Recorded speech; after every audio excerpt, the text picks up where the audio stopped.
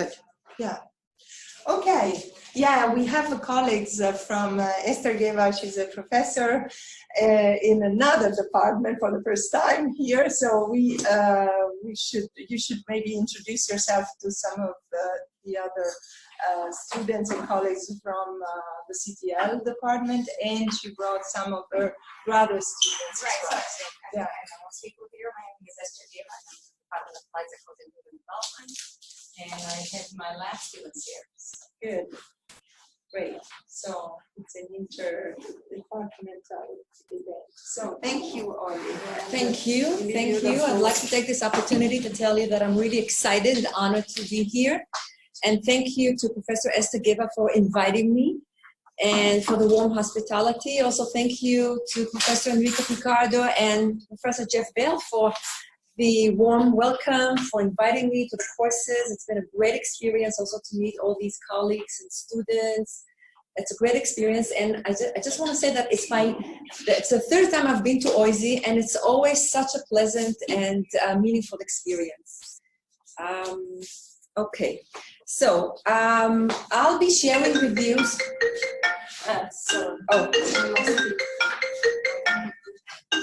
21st century. Yeah.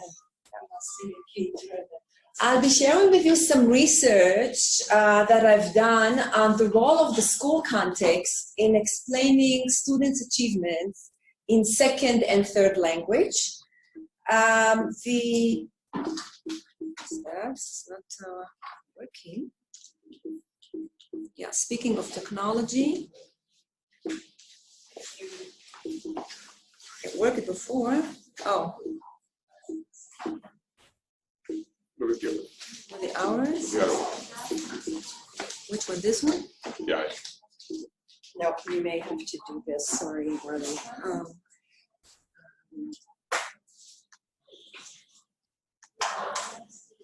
I might be doing something wrong because before that it worked. Oh, okay, good. Thank you. Thank you.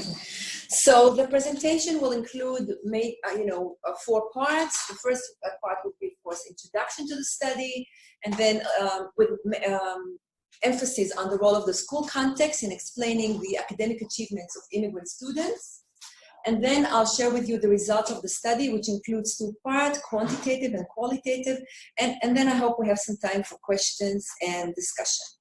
So I'd like to start by sharing a letter that was actually part of the data that was written by one of the students. And this is what Sasha says.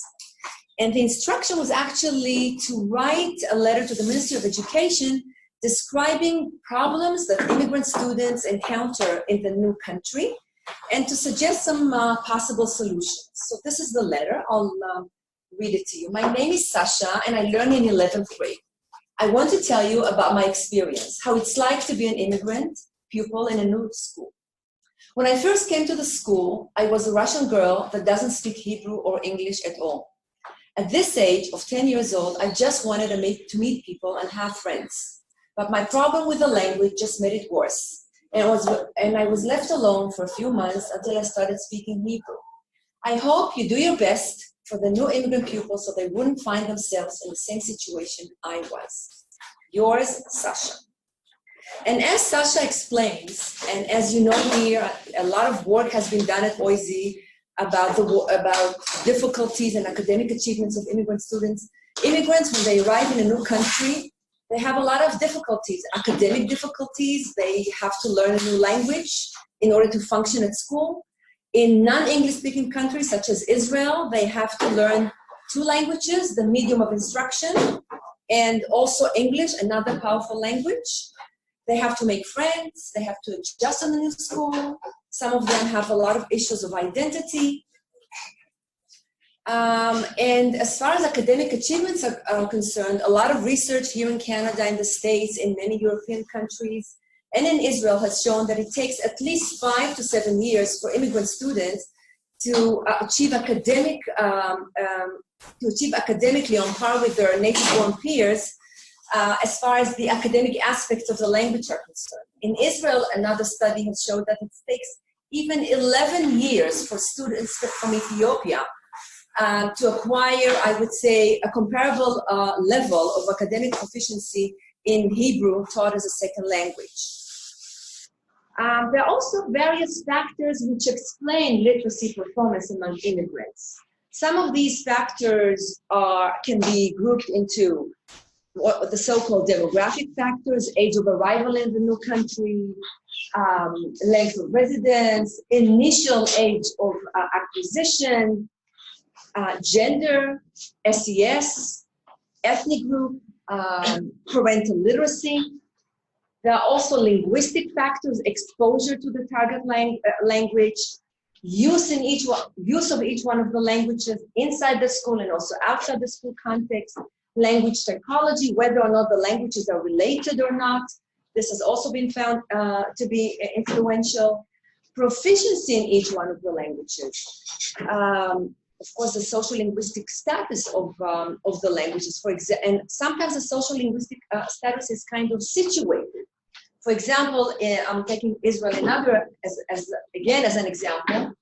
For immigrant students, it's very important to quickly acquire Hebrew, and it's even more important than English, even though English is a very powerful language. And there are also some, the well-known social psychological variables, attitudes, a motivation to learn each one of the languages, parental aspirations, issues of identity, and what have I missed? Ethno-linguistic vitality, the extent to which immigrants have pride in their own language. Among these factors, schools play a very important role in immigrants' adjustment to the new country and in their academic performance. Among the these educational factors can be grouped into four major groups of factors. The first one pertains to the provision of the study of L1. Again, as you have done a lot of research here in this building.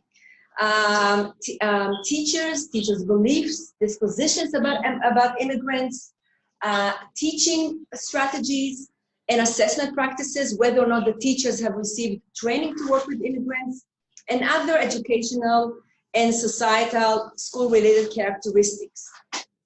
As far as the study of L1, and again, I'm just very briefly sharing research because I'm sure that a lot of you have done research about it or have read about it. Some research has shown that the instruction to both L1 and L2 may produce the conditions for attaining grade level norms in L2 within 4 to 5 years. Also, the L1 maintenance has been found to be linked to ethnic identity, self-esteem, psychological well-being, and also successful adaptation to the new society. As far as teachers are concerned, as I mentioned before, teacher preparation, teachers' beliefs or expectations from the students have been found to be strongly related to immigrant success, also to their communication strategies with the students, and also to accurate assessment of these students. Just to give you an example, a recent study carried out by my colleague Michal Tenenbaum from Tel Aviv University and myself has shown that I think 70% of the teachers that we asked, 69.3, reported that they have experienced all kinds of communication difficulties with immigrant students due to lack of joint language or shared language. Now I'd like to take to the Israeli context. There are some people in this audience who know Israel well. So Israel is a country of immigrants. Since its inception in 1948, 3.2 million people have immigrated to Israel. About 14.2% from Asia, around 17% from Africa, 60% from Europe, and 8.2% from America. And again, these percentages might vary.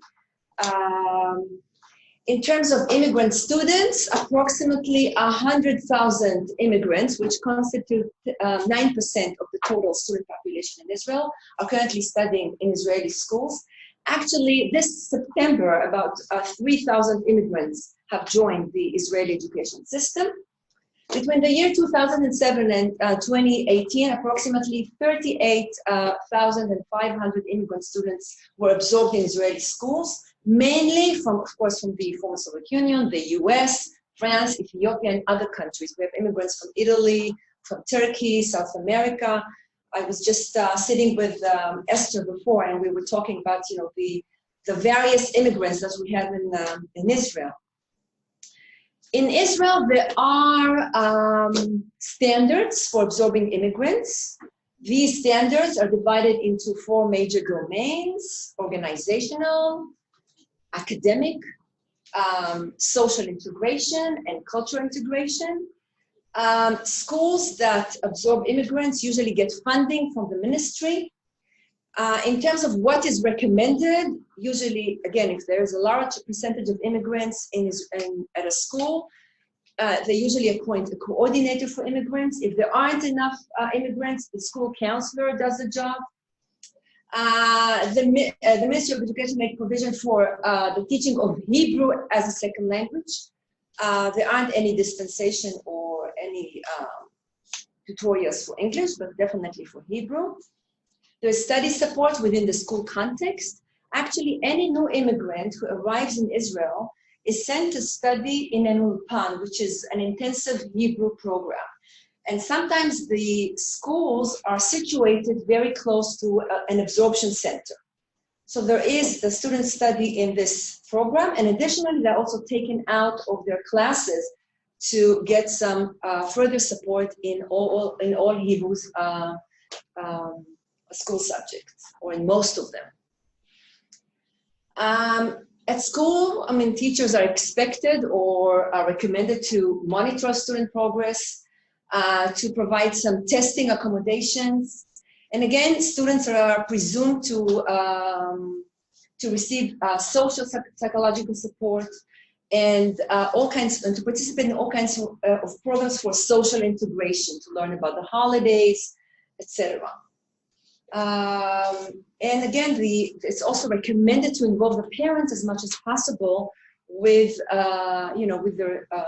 with the study of their students. Many times when you ask schools or principals, to what extent are the parents involved, they would say, I mean, they don't have time for that, they don't have the energy for that.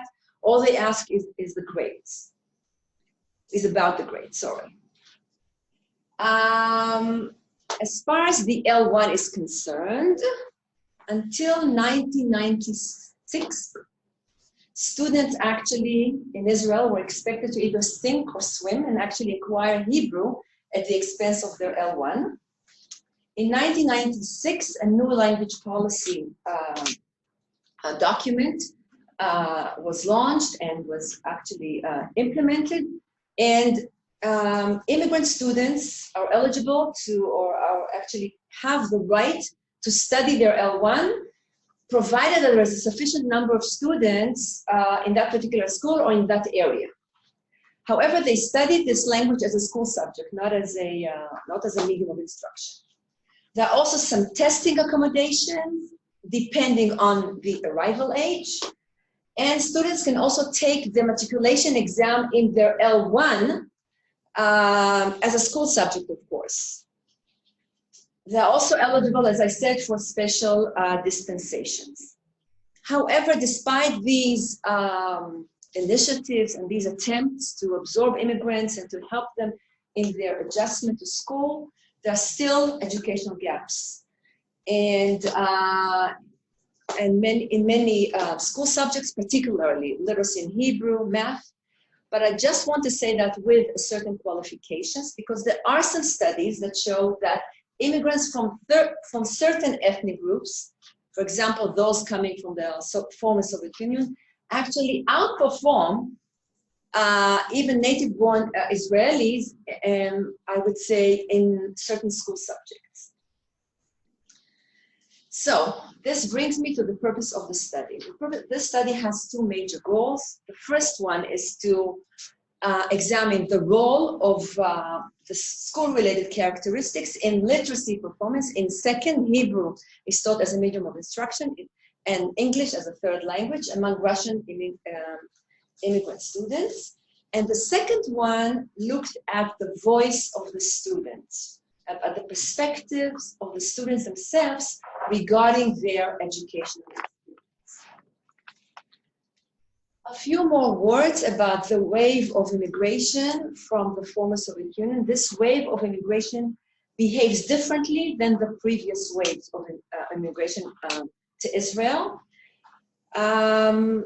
Immigrants who arrived before, I would say, this major wave of immigration, as I said, in most cases, not all cases, but tended to discard their L1 and then learn Hebrew. This wave of immigration demonstrates a high level of ethno-linguistic vitality, a high degree of language maintenance. Russian is widely used in Israeli public places, cultural institutions, there are evening schools, newspapers, TV subtitles, radio programs, services, all kinds of public services. Some of them even started a certain, I would say, chain of schools. Some of them also have some evening schools. So as far as I said before, Russian is offered as an optional language and as an alternative to Arabic or French. I didn't mention that, but in Israel, in the Jewish sector, the medium of instruction is Hebrew. In the Arab sector, the medium of instruction is Arabic. English is introduced usually in grade 3, but in most schools, sometimes even second or first, like in first or second grade. In the Jewish sector, they also offer French or Arabic in 7th grade. In some cities, they just offer Arabic, not French. And students can do the matriculation exam also. Now, immigrant students can choose their heritage language instead of French or Arabic. At the university level, all students are required to demonstrate a high level of proficiency in both Hebrew, and English. So a few levels of trilingualism develop among Russian-speaking immigrants. Russian, the heritage language, and a certain level of literacy depending on their age of arrival and on whether or not the parents teach them their L1. Hebrew, the medium of instruction, and English taught as a foreign language and actually the most important language in Israel.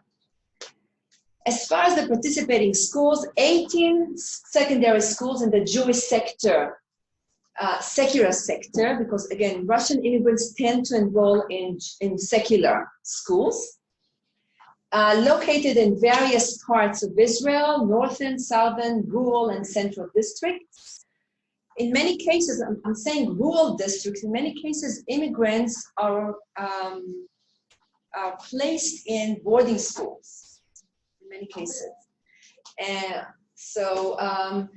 the criteria for the school selection was a large concentration of immigrant students from the Soviet Union, location in the country. We tried to have a representative sample as much as we could, and SES of the schools. In terms of, So this slide shows gives some background information about the school in terms of the educational districts. Israel is divided into various geographical districts, school type, community schools, and as I said, boarding schools. Community schools usually serve the local population.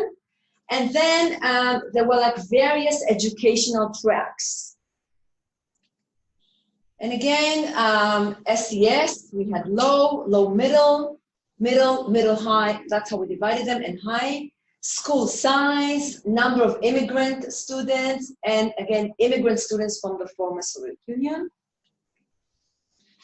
So the research samples included 11th graders, all of them 17 years old. All of them were born in the former Soviet Union, but they had different arrival ages. 105 were males and 155 females. They had different arrival ages. 36% arrived in Israel before the age of 6, before school started. 39% between the ages of 7 and 9, and 25% between the ages of 10 to 12. The majority of them came from the European former republics, and 97% reported that Russian was their L1. In terms of the socio-economic status, we measured economic status according to parental education and number of persons per room in the household. So 48% of the participants had parents who had higher education. And as you can see, the mothers were more educated than the fathers. As far as the second phase of the study, the qualitative part, we actually sampled 60 participants, 30 males and 30 females. And we use a proportional stratified random sampling in order to get some sort of I would say, representative sample of the letters. And we used, again, 180 letters, 30 in each language. I'll talk about it later. In terms of the instruments, in order to measure proficiency in each one of the languages, in L1, we had a writing task and also a can-do questionnaire. The can-do questionnaire actually asks students to assess their ability to perform school tasks in 3 languages. They received statements and they had to say, for example, I can read a text like this, and then we gave an example of a text very easily or with a little bit of difficulty, etc. I can listen or watch television and understand the news. I can understand what the teacher said. And then we had a questionnaire with background information. And then literacy test in L2 and L3, we had parallel reading and writing tests in Hebrew and in English. And these tests included 3 different text types, reading text, and also 1 extended writing tasks, and integrated reading and writing tasks. Okay, and again, everybody filled out the background questionnaires and can-do questionnaires. We also gathered data from the school principals or coordinators for immigrants via semi-structured interviews, and the academic tasks. I'll tell more about them when we get to the qualitative part. So so as I mentioned before, the research question focused on the school variables, the school-related characteristics, provision of academic support, social psychological support, and the second one on the voice of students. We use Mankova analysis controlling for SES, arrival age, and gender to investigate the role of the school variables. And we also, the letters were analyzed qualitatively. Okay, so just one word about their achievements. As you can see, the students, all of them performed the best actually in reading comprehension in Hebrew. And again, reading and writing in both Hebrew and English was better by age of arrival. Students who arrived earlier performed much better. As you can see, the blue line representing the performance in writing in Russian. Those who arrived after the age of 9 and 10 performed much better than those arriving, of course, at younger ages. A similar pattern, yet not exactly the same, is revealed in this self-assessment can-do questionnaire. Again, there is a higher level of proficiency in Hebrew by age of arrival, and also in English, but in Russian, of course, those who arrived at the higher age ranked themselves as more proficient. But they also, when we looked at the grades, we could see that they perceived themselves as bilingual Hebrew-Russian. Okay, so I'll just rush through. Okay. And of course, they perceived English to be the least proficient, as the language in which they are least proficient in. So there were a group of variables that were associated with, I would say, higher scores.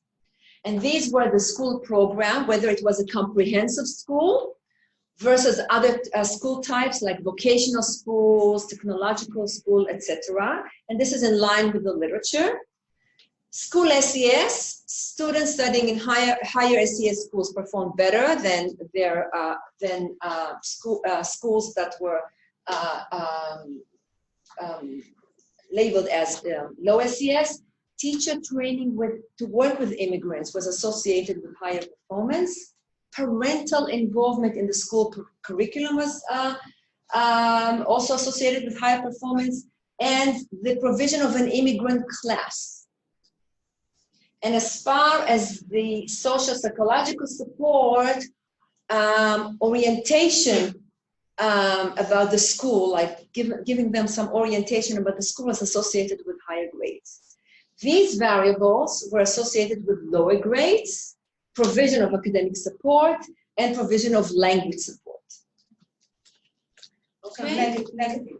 Yes. Probably because a high concentration of immigrants who just arrived probably in the country. Okay.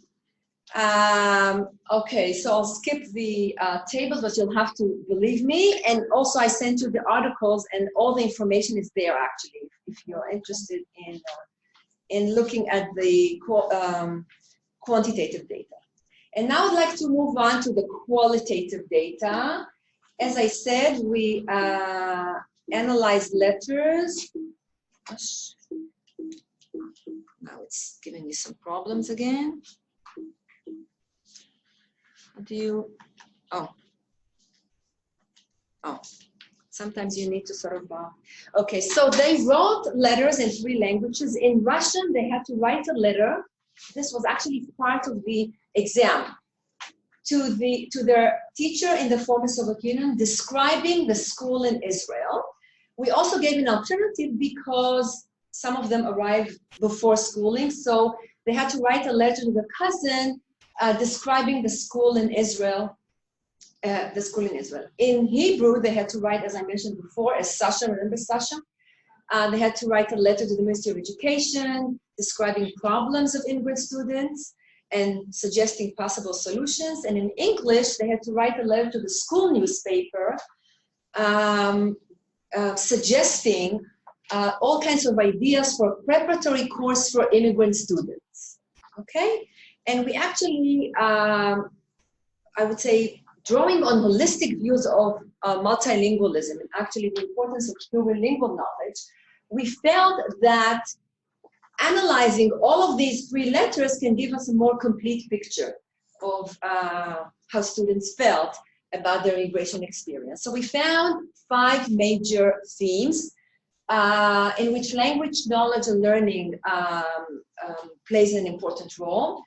One is academic studies here and there.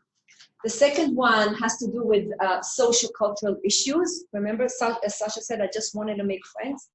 And then challenges and solutions, and also the self and the other. And I'll quickly just give you, I would say, some idea about each one of the themes with perhaps 1 or 2 quotes.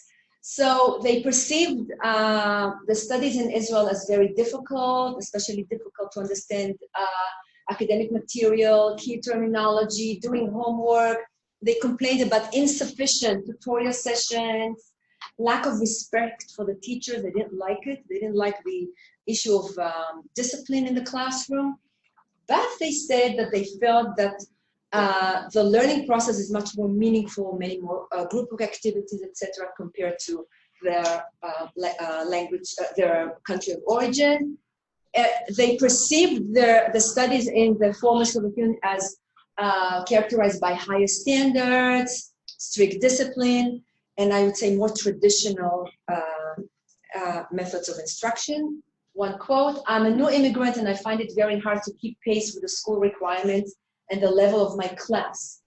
This is because I have difficulties in Hebrew. I have many spelling mistakes and I don't understand some of the words. I also have difficulties in doing homework. There were social cultural difficulties like feeling of loneliness, alienation, disengagement, and identity confusion, mainly due to the language barrier.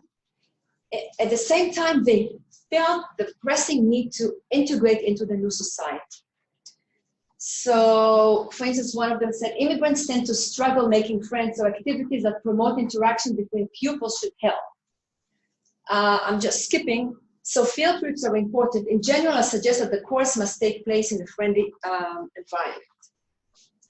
And this brings us to the language issue. And here, as I said, I think I mentioned it before, the language hierarchy is different.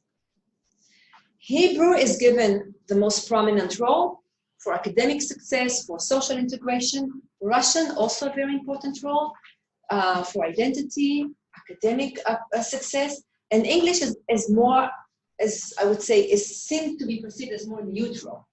It was important for mobility, social mobility, and academic success, but it was not as important as Hebrew and Russian. So let's, again, this is another Sasha. I suggest you add some classes for English studies because in most cases the English level in Israel is higher. There should be, of course, courses in Hebrew.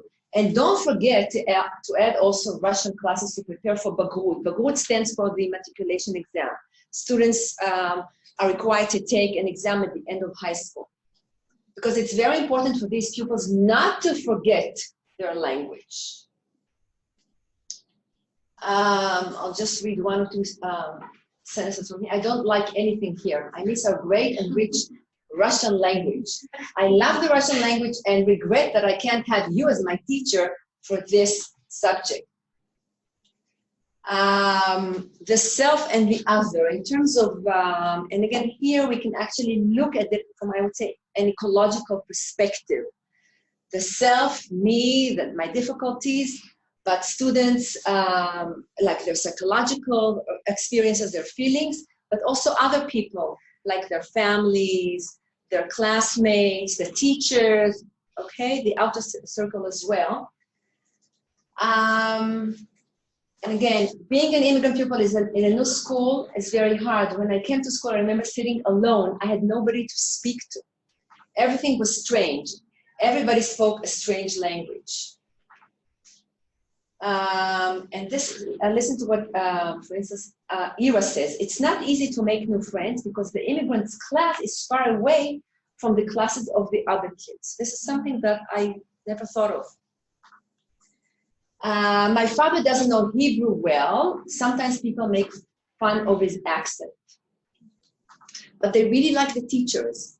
The teachers here are very good. They invest a lot of time teaching us. They care about the students. So not everything is black and white. In terms of the challenges and solutions, again, sometimes we just have to ask the students. In terms of language problems and functioning at school, they suggest extensive support and help from the teachers, studying in small classes, studying L1 as the medium of instruction. They don't offer that in Israel. Studying about Russian language and culture. Intensive language support both in Hebrew and in English. And accommodation in testing and assessment. In terms of their social problems and economic distress, more social activities, and also financial support, even though they are getting financial support. Again, I think I mentioned the creative and enjoyable activities that they ask for. You must teach them about Israeli history and heritage, to give them a few examples and give from the Hebrew literature. And on the other hand, they do want the Israelis, the receiving society, to learn about their culture. I think that it would be great to share our culture with Israeli students and teach them about the beauty of our language. For example, to read with them poems in Russian and teach them about the evolution of our language. Okay, so what do we learn from this? Again, in line with extensive research in other contexts, also the Canadian context, the result highlights the role of the school context in accommodating immigrant learners. the importance of teacher training to work with immigrants, parental involvement. Not enough is done, especially in Israeli schools. School SES, again, this finding is relevant not only for immigrant students, but I would say for non-immigrant students as well. The provision of an immigrant class, even though I must say that research is inconclusive about it in terms of the length of time. For example, there is research in the US indicating that if immigrant students are placed in special tracks for an extended period of time, they might lag behind their classmates. So again, but this for these students, immigrant class was found to be conducive for their academic success, and provision of social and psychological support. The results also highlight the complexity of the immigration situation, the conflicting feelings, both from the point of view of academic difficulties, but also the whole acculturation process, the psychological aspect, the sense of split, which is discussed a lot in the literature, the crucial role of languages, the crucial roles of agents and resources. And also, this is as far as the qualitative part is concerned, the specificity of each language with respect to the kind of message that they convey. Of course, it was influenced by the task itself, but in Russian, they spoke more about their Russian identity, about their sense of split, etc., about coping. In Hebrew, they talked more about marginalization, about frustration, about difficulties, academic difficulties. And as I said, English was much more neutral, okay? More for cultural integration, etc. The results also highlight the particular social cultural context as a resource of variation in L2 and L3 performance. Again, as I mentioned, for these students, Hebrew is more important than English. Therefore, they would invest more efforts in studying this language. And as an immigration to a new location compels the immigrant students to acquire the dominant languages very, very quickly. And that's what I said before. The results also, again, highlight the coercive power relations between the dominant, the hegemonic society and immigrants, educational implications, designing tri- or multilingual programs which provide opportunities for immigrant students to develop literacy in their L1 in Hebrew, but also in English. Like this is relevant for many European countries where the immigrants have to acquire 2 languages. Okay, taking into account the various school-related factors. One word about the language policy project that actually I'm very proud to be part of the group. We're trying to incorporate, I would say, a multilingual approach, also in teaching heritage languages, accommodating learner differences, especially in language tests.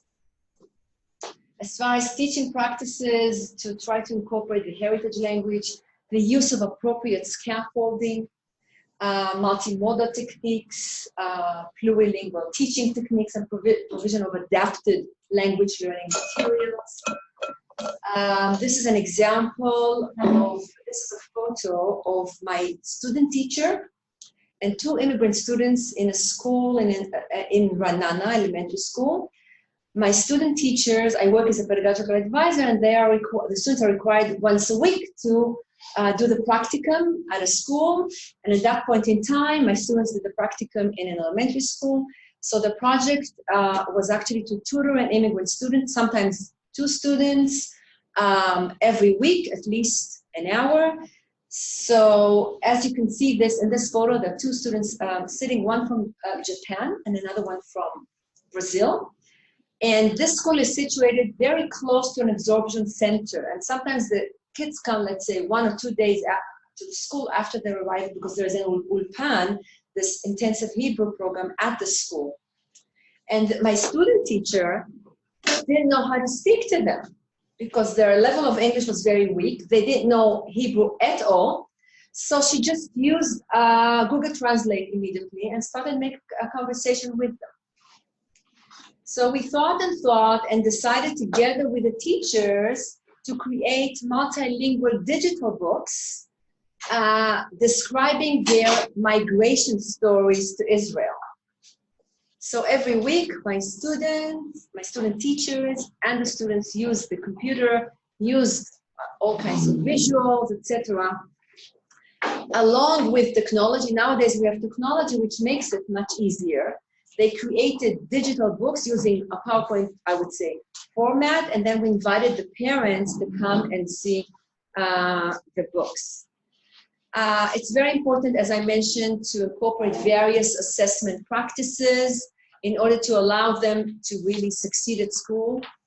And I also want to mention that the study also has limitations because it's only one ethnic group. Okay, I'm done. And we can't make any generalization about another group. I just finished collecting data also from 11th graders whose L1 is different, and I could see just through the process of data collection that the populations are different and we can't really generalize. So further research would focus on immigrant students from different ethnic groups in various multicultural contexts, both in Israel and around the world. And I'd like to conclude on a positive note, and this is also a quote from one of the letters. I like it here very much, and it's much easier than in the Ukraine. Thank you very much.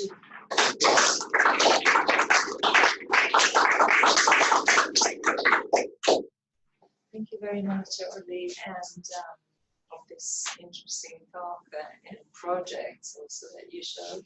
So I invite the audience to ask questions, discussions, every comment that you may have. I'll just open the door because some people may already want to join us for the social, but I think we can take some time for questions. Yes. So my question is, here in Ontario, and many places across Canada, we have a program called Settlement Workers in Schools, which is a government-funded program that places settlement workers, usually who speak the same languages as students and families in that particular area, to ease their integration and orientation in many ways. Is there some kind of comparable program we have in Israel? There are all kinds of programs in order to help immigrant students in terms of learning the language. Are you talking about adults or school-age students? It's everybody, and it's not just about language. It's about the settlement workers will do things like run orientation rooms for the parents so that they can understand more about the Ontario school system, or help the parents understand report cards, or run a series of seminars for parents. For the parents, not that I know of, not that I'd love to read about, not that I know of. I know that usually the school takes it upon itself to orient the parents and to communicate with the parents. And depends, in some schools, they even send letters with translation into the mother tongue. Yeah. In some schools, they don't. Are there online translations available, say, about the Israeli school system, about... Yes, there is an online site. I think it's only in Hebrew, but there is some information in English. There is an online site. I can send you the link, and it gives a lot of information about the absorption of immigrant students. Yes. Yes. Orly, you know, I've already spoken to you about the actual name of the ministry and your use of the term absorption. And yeah, I was wondering if you could maybe explain to people a little bit more about where that term comes from and the context and so on. Oh. Well, as I said, Israel is a country of immigrants, and Jewish immigrants, yes, Jewish immigrants, absolutely right, you're right. And the country makes the provision first of all, financial support for immigrants. That's what they call absorption. Immigrant students are given, not students, immigrants in general, they're given like they call it in Hebrew financial basket. They get financial support. Sometimes they're placed in certain, or they're sent to, I would say, a certain absorption center, and they get some governmental support. In the past, it was done in the kibbutzim in many cases. There are still absorption center, and in the absorption center, there's usually a language program for adults as well. Very intensive. Very intensive one, yes. And I would say in the first 2 or 3 years, they're given support, financial support, and also social psychological support in order to help them integrate in the country. Sometimes there are some programs, these programs are called Na'aleh, which means to ascend, in which the teenagers immigrate to Israel before their parents. And these students usually stay in boarding schools. And again, the ultimate goal is to encourage the parents and the families to immigrate to Israel as well. Is it clear enough? Yeah. Can you say more about the term absorption, though? Is it a translation from Hebrew? The term absorption, yes, it's a translation in Hebrew. In a way, it's kind of ideological, because I think now there is, I would say, a slight change. But in many cases, the absorption meant, assimilating into the Israeli culture, and not really maintaining their heritage. But that's where Ulpan comes from. So Exactly. Absolutely. Yes. Really Yes. very intensive immersion in the language, and very quickly, within half Yes. a year, you can function, and it's paid by the government. So, Yeah. So in a way, I think recently the discourse has started to change, but still it used to be kind of an assimilative kind of orientation. Yes. yeah, actually, that kind of leads to, I commented, I'm just trying to connect some dots. So one of the things that you showed in your early slides was you said that the more recent Russian waves of immigration to Israel are different. And you kind of mentioned it earlier, and I think it's related to the discussion we had in the last two questions, because in the past, the idea was that you kind of are absorbed, i.e. you become an Israeli, you speak Hebrew, etc. What's been happening is, as far as I know, is that the immigrants who arrived more recently, you mentioned that they actually don't want to assimilate, they want to preserve the culture. Yes, yes. So they actually, all these initiatives to maintain the Russian, the kids, etc. So it's been a shift. Yes, in that respect, this wave of immigration and also the subsequent ones till this point behaves differently. I just wanted to mention that also in terms of identity, Marina Niznik, she's done a lot of research, and she shows that even teenagers hold a dual identity, Israeli but also Russian identity. And does this happen with others? I mean, you studied the Russian group, but No, are there any? No, not just the Russians. But it's probably It's because of the size of the proportion of immigrants. I think it's the education of the parents. It's a size. It's the parents are more educated. They behave differently. Differently Yes. than any other. Yeah, immigrant. yeah, This is the difference between early waves of Russian immigrants. Yes. Waves. yeah. Exactly. Yes, like the early waves, like they were like in the 70s. They themselves actually would be surprised. They actually, in a way, they would make comments such as that the subsequent waves, the one of the 1990s, they are not as ideological as they were in the 1970s. Yes, there's a difference. Yeah. Also in the whole acculturation process.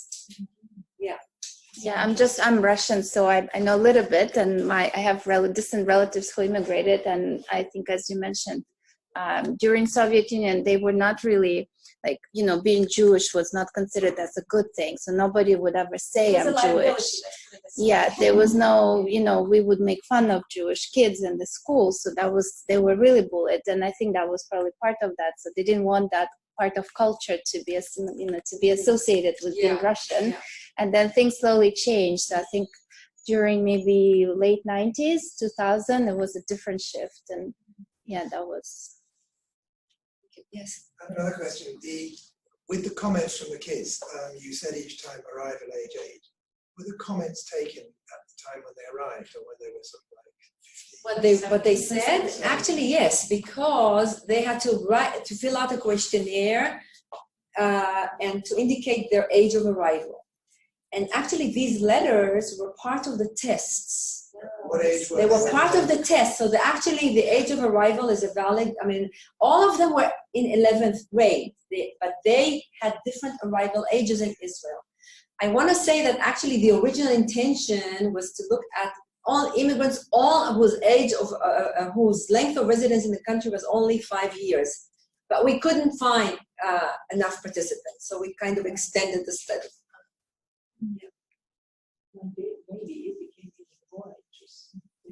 Yeah, I'm actually waiting to analyze the data, the recent data, because here I have like different groups, but I have letters only in their L1, not in 3 languages. So again, the data will be much more, I would say, limited, but it's interesting to see whether or not there are differences in the way they perceive schooling nowadays. Yeah. So what was really interesting was right at the very end when you talked about the fact that they wrote about different things. I mean, could you say a bit more about different things in different language? They wrote about, you said that they wrote about, I mean, in Hebrew they tended to write about things where they were unhappy. In English it was kind of neutral, and in Russian it was things they were proud of. Yeah. More or less. I mean, can you say a little bit more about that? Well, for example, in Hebrew, I have a slide in Hebrew. I can actually show you that they say even that that the Sabra, which refers to the Israeli-born, the native-born, there was also always like this pronoun of us and them, like immigrants and the native-born, and they don't treat us nicely. They make all kinds of racist remarks. That was in Hebrew. In Russian, I think I actually translated the quotes when they say, I miss you, I miss my Russian language, etc. And in English, again, it's very important to learn English because we don't, in Russia, I think some of them said that they had started learning English in 5th grade in Russia. And there wasn't enough exposure at that point in time. So in English, they would suggest, going on trips and getting to know and, integrating into the society. But most of, I would say, for me, it was like the emotionally loaded remarks were actually in Hebrew. Very emotional. It was very, to the extent that I myself was very surprised because when I interviewed the principals, or the coordinators, they would say, in Israel, they allocate, every school gets funding for absorbing immigrants. They would say, we don't really care. I mean, as if the student needs help, we provide the help. We don't really care about that. But when I saw the letters, I was surprised. I was really surprised about those remarks. But in theory, the letters could have been kind of could neutral. be imagined. The title was pretty neutral, no? Like say what you would like to change, or they were already required. No, there was the task was very detailed. Write a letter because we wanted the rhetorical specifications to be more or less parallel. Write a letter. We even gave them some possible, suggestions. But we wanted a parallel task in terms of the genre. But I think all in all, the letters kind of completed each other, both from the point of view of the experience, but also from their points of view. Yes. I would like to play a devil's advocate for a Yes. moment. Yeah. How about if I would argue, or how about the question, hypothesis that actually the command of Hebrew was better than Yes, it was Russian and absolutely English, right. and therefore in Hebrew they're able to elaborate and bring up more topics that they could do in English or Russian. That's So a in fact, it could be possibility. that it's really about language proficiency and their ability to express themselves that brought all this richer It could be. It could very well be. First of all, yes, Hebrew in terms of the overall grade. In Hebrew reading, they perform the best. But in terms of the content, we looked at the content. I actually thought, I mean, in terms of playing the devil's advocate and actually criticizing my own work, I would suggest that actually it's the task that might have influenced the content. But the content was kind of similar in a way. I mean, these are the like recurring themes that we found in Hebrew. Like things like the sabra, they don't treat us nicely, all kinds of words that they say that, you know, it's the same content, the same theme that repeats itself. So I don't know. I mean, I don't know. It just the best thing would be actually to interview them and just to try to validate it. But you have the information about their proficiency in Hebrew. So in general, their Hebrew was much higher, except for those who arrived at the age of 10. Their Hebrew, in terms of the overall grade, Hebrew reading was, I would say, they got the highest grade. Then Hebrew writing, and then reading and writing in English. Again, Russian, again, only 180 students were able to do the writing task, actually. Only 100, some of them did not even do the writing task, yes. Yes. Yeah. Well, as I said, again, the study has limitations, and again, it's only our hypothesis, but I believe that this, I would say, holistic picture can actually give us a taste of, you know, how they felt about, you know, their experience in the school. Right. Any more questions? Yes? I was just curious about the teacher training that the immigrant teachers received in the immigrant classroom. I was wondering, does it differ depending on where the kid's coming from? So for example, if they have a lot of Russian immigrants in their classroom, would they get different training than say if the kids were coming from another country? Yeah. In schools where there are many immigrants, usually the school encourages or sometimes even a counselor. There are certain counselors that deal with immigrants would come to the school and give them some guidelines as to how to work with immigrants. In the community comprehensive schools that serve the local population, if there are, let's say, 10 or 13 immigrants altogether, I don't think so. Maybe they'll send a teacher to take a workshop, etc. But the teacher training usually focuses on Hebrew and also social adjustment. Yes. So I just think now, it's not really a question, more something else.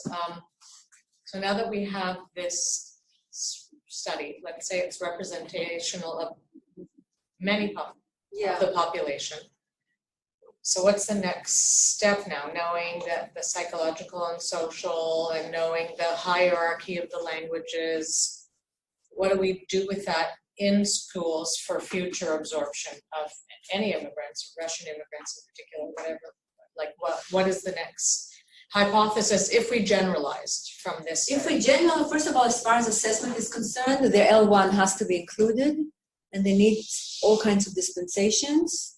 And actually more than one research tool, in my opinion, again, that's my interpretation, should be incorporated, not only the test, but perhaps a can-do questionnaire or maybe an interview. That's that's the first thing. B, I think they should get some support in English, not only in Hebrew. I think the parents should be more involved, or the school should make an effort to involve the community much more than it's being done right now in Israel. In what way? In what way? Perhaps, as you suggested, perhaps orientations. It's the school, and maybe some more involvement, all kinds of meetings, individual meetings. Maybe it's done, but not enough. Because when you ask the principal, they would say, yes, of course, we do that. But sometimes the parents, they don't come to school. They don't attend the parent-teacher conferences, and I think there might be it's also needed to maybe some more work with the receiving society, with the host society. I also wanted to ask, just from the few letters that you showed here, it wasn't just the theme, of course, of learning the dominant language, but also the theme of the social psychological impacts. And a lot of, even just in a few slides, talked about the removal for getting support, for getting enrichment, the removal from the space, the removal from the social, from the academic classroom, as we all know, can have implications on the social psychological being. So that's a question for everywhere around the world. Yeah. How do we do that more invisibly? Yeah. In ELL, in language learners, with learning disabilities, whatever. How do we? I mean, it's a bigger question, but Inclusion. Yeah. I mean, again, it's very difficult to find like a golden path. And again, one thing that may be good for one student may not be good for another. In this study, it was found that they actually, the provision of a special class was helpful. In some contexts, it's not helpful. I think it depends how it's done. You know, if the school makes an effort, for example, to appoint to make sure, for example, that immigrant students are included, let's say, in the, in the students' union, for instance. If they have more presence in the school, maybe it's different, and maybe it depends. I think the length of time plays a role, and perhaps it can be done in some subjects. It really depends. Like in some of the schools that I visited, there is a special immigrant class because there are many immigrants. In schools where there aren't enough immigrants, they won't place them in an immigrant class. So it really depends. I can't really give you a yes/no answer. Yeah, but it's something to take into. I mean, it's something to consider because they feel safe. Probably it has to do with the teachers also. The approach of the teachers, the support that they get from the teachers, the size of the classes. Maybe if the size is small. Of course, yeah, but even though it might be, we know this, these are questions. Yeah. I'm not saying, even though we know that being in where there's large populations in a separate class, that the language learning might be more effective, and the cultural learning maybe, the removal, even though this is more effective, maybe it's less effective socially, psychologically. This is the big. Yeah, I would suggest, my gut feeling is to start, again, depending on the size, of course, and the resources at the school, to start with an immigrant class if you have like many, and then gradually to see if they can be involved or integrated in other school subjects. That, in my opinion, that would be the best solution, but it could be ideal. Sometimes it's not feasible, but that would be the best solution, so that they feel. I think that this is a very rich conversation that we can continue in front of some snacks, and I would then socialize a bit more. So I thank you very much. Thank you. Thank you. Here. Thank you.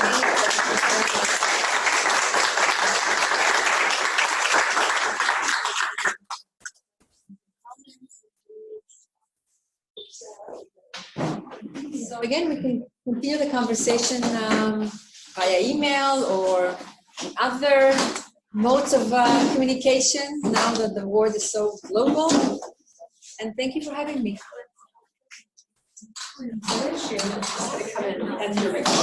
Oh, great stuff. Lots of work. Thank you. So many points of data. Yeah. Yeah.